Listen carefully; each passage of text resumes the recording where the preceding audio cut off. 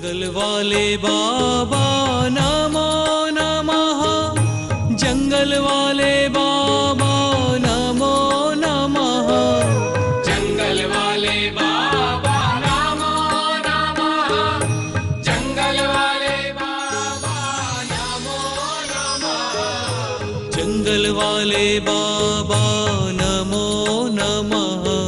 यदि तुम उपदेश देना चाहते हो, क्या उपदेश दो? सबसे पहले मुनि और आर्य का बनने का उपदेश दो। किसका उपदेश दो? मुनि और आर्य का बनने का उपदेश दो। यदि कोई मुनि और आर्य का बनने की क्षमता नहीं रखता है, उनके पास योग्यता नहीं है, उनके पास समस्या है, शारीरिक, मानसिक, पारिवारिक आदि, उस समय उन्हें गृहस्थ मार्ग का उपदेश दो, दान और पूजा का उपदेश दो। बंधुओं, गृहस्थ जीवन की सार्थकता दान और पूजा से ही संभव है, अन्यथा न तुम ध्यान कर सकते हैं और न साधना कर सकते हैं। सिर्फ आपके उपयोग दान और पूजा में लग सकता है, इसी से पुण्य का अर्जन हो सकता है। आप न ध्यान कर सकते हैं, न साधना कर सकते हैं, न तप कर सकते हैं। इसीलिए आचार्यों ने कहा, पंच परमेष्टि की सहारा लेकर के आप क्या करो? अपने पुण्य का अर्जन करो। जो वो भी गृहस्थ जो मुनि नहीं बन सकता उनके लिए, और सम्यक दृष्टि नियम से दान और पूजा अवश्य करता ही है। यदि विशुद्ध सम्यक दृष्टि है, वो दान और पूजा के बिना भगवान मंदिर रहे, प्रतिमा रहे तो, और असाधु रहे, और फिर भी हम आहार दान और पूजा किए बिना आहार कर ले, ये संभव नहीं है। विशुद्ध सम्यक दृष्टि दान और पूजा के बिना आहार भी ग्रहण नहीं कर सकता है। आपके सम्यक दर्शन पर प्रश्न चिन्ह है। हमारे यहां मंदिर हो, लेकिन फिर भी हम भगवान का दर्शन के बिना, पूजन के बिना, अभिषेक और पूजन के बिना और दान के बिना यदि हम भोजन ग्रहण कर लेते हैं, गृहस्थ जीवन चलाते हैं, तो समझ लेना तुम्हारे सम्यक दर्शन के प्रश्न चिन्ह है। भगवान रहे और उनके प्रति हमारा बहुमान कितना है। सम्यक दृष्टि भगवान का कभी अपमान नहीं कर सकता है। अपना कर्तव्य का पूरा परिपालन किए बिना भोजन का सेवन भी नहीं कर सकता है। अपना सबसे पहला महत्व वह धर्म को लेता है, परमात्मा को लेता है, धर्म को लेता है, धर्मात्मा को लेता है, उसके बाद धन को लेता है, उसके बाद परिवार को लेता है, उसके बाद सारी क्रियाकलाप को लेता है। बंधुओं, याद रखना।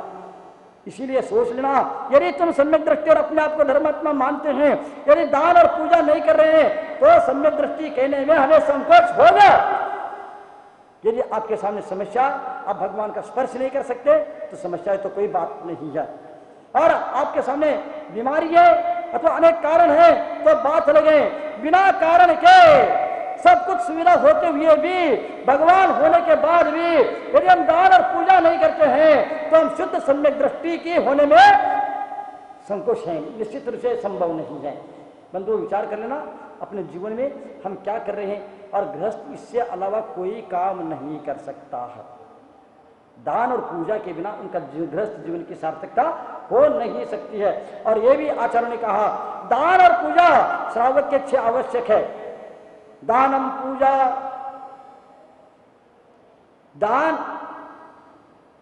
दान और पूजा ये श्रावक के मुख्य कर्तव्य बताया है, लेकिन 6 आवश्यक हैं। 6 आवश्यक में देव पूजा, गुरु पास्ती, स्वाध्याय, संयम, तप और दान कहा है। उनमें भी उन्होंने कहा, यदि 6 नहीं कर सकते तो कोई बात नहीं, कम से कम दान और पूजा तो अवश्य करो। जो दान और पूजा करता है, वह व्यक्ति अपने 6 आवश्यक का परिपूर्ण रूप से पालन भी कर डालता है। जो पूजा करता है, उनका स्वाध्याय भी हो जाता है। जो पूजा करता है, उनका ज्ञान भी बढ़ जाता है। जो पूजा करता है, उनका संयम भी हो जाता है। वह खड़े हो जाता है, पूजा करता है, उनका तप भी हो जाता है, और भूख प्यास भी सहन कर लेता है, सर्दी गर्मी को भी सहन कर लेता है। इसलिए पूजा करने वालों का 6 आवश्यक अपने आप होने लग जाते हैं। दान और पूजा गृहस्थ नहीं करेगा, वह गृहस्थ कहलाने के योग्य नहीं, श्रावक कहलाने के योग्य नहीं है। आप याद रखना, अपने जीवन को सार्थक कर लेना। ये स्वार्थ में संसार है, 4 दिन की चांदनी फिर अंधेरी रात है, कोई किसी का नहीं है। सब स्वार्थ के लिए आपका उपयोग कर रहे हैं। तुम्हें कितने भी परिश्रम कर लो, कितने भी पैसे कमा करके उनके हाथ में दे दो, लेकिन अंततोगत्वा तुम्हें धोखा ही मिलेगा। तुम अपने आप को धोखा मत दो, अपने आप को धर्म से वंचित मत करो। समय निकाल करके समझते हुए दान और पूजा करना, बिना समझे हुए भी काम नहीं करना। और गृहस्थ जिस प्रकार साधु अनेक प्रकार से काम करके पुण्य कमाता, पुण्य का अर्जन करता, कर्मों की निर्जरा करता, इसी प्रकार गृहस्थ भी दान और पूजा के साथ साथ अन्य अनेक प्रकार के काम करके भी पुण्य का अर्जन करता है। वह कृतकारित अनुमोदना से भी पुण्य का अर्जन कर सकता है। स्वयं दान करता है, स्वयं पूजा करता है और दूसरों की पूजा की प्रेरणा देता है और पूजा करने वालों की अनुमोदना करता है। इस प्रकार करके भी वह पुण्य का अर्जन करता है। स्वयं दान देता है, स्वयं खड़ा हो जाता है पूजा पाठ में और औरों को भी खड़ा कर देता है और जो नए धर्मात्मा थे उनको भी आगे बढ़ा देता है। एक साथ अनेक प्रकार के पुण्य का अर्जन करने का कोशिश करता है। सम्यक दृष्टि, वह किसी को रोकने की कोशिश नहीं करता, किसी को बाहर करने की कोशिश नहीं करता और इतना ही नहीं, अपने धर्म से भी वंचित नहीं रहता है। अंतिम दिन और अंतिम क्षण तक वह धर्म के लिए समर्पित होता है। तन मन धन लगा करके मन वचन काय कृत कार्य अनुमोदन से वह धर्म करता है। सम्यक दृष्टि, यदि ये भाव तुम्हारे में नहीं आ रहे तो समझ लेना तुम्हारा सम्यक दर्शन कैसा है।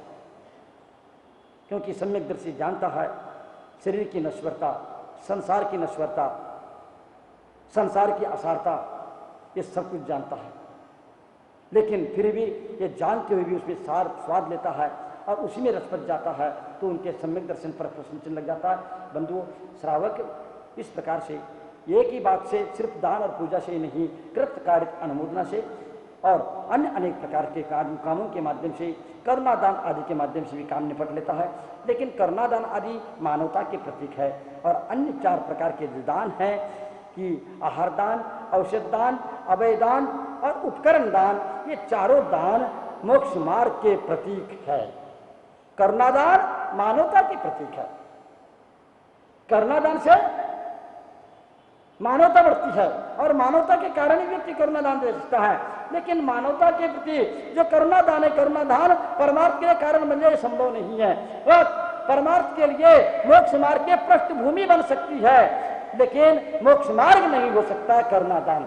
किंतु दान जो होता है 4 प्रकार के दान, ये मोक्ष मार्ग के प्रतीक है। मोक्ष के लिए, मोक्ष और आत्म कल्याण के लिए कारण होता है। इस प्रकार से मैंने आपके सामने कह दिया, करुणा दान मानवता के प्रतीक है और 4 प्रकार के दान मोक्ष मार्ग के प्रतीक है।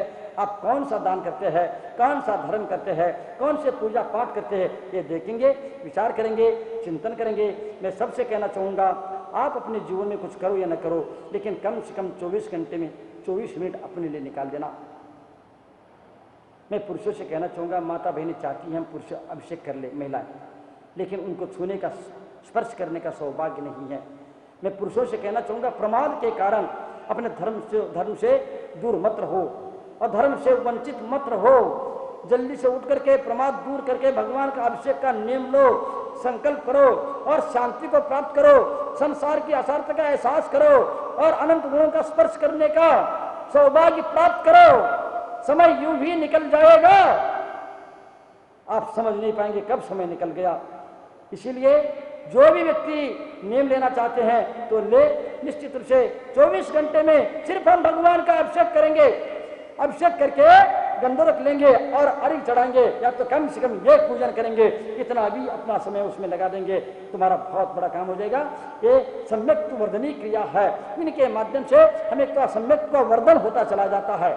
इसी के लिए ये आप दान और पूजा करके धर्मात्मापना को बढ़ा सकते हैं, सम्यक को वर्धन कर सकते हैं। यदि दान और पूजा नहीं करेंगे तुम्हारा सम्यक दर्शन और विशुद्धि में कमतर आती चली जाती है, विशुद्धि घटती चली जाती है। आपको अपनी घटाना, धर्म को बढ़ाना है, सम्यक दर्शन को, विशुद्धि को बढ़ाना है, देख लेना आपको जो करना आपके हाथ में, करना नहीं करना। मैं एक ही बात कहना चाहूँगा, एक वेदी व्यक्ति था, जंगल वाले बाबा नमो नमः, जंगल वाले बाबा नमो नमः, जंगल वाले बाबा नमो नमः, जंगल वाले बाबा नमो नमः, जंगल वाले बाबा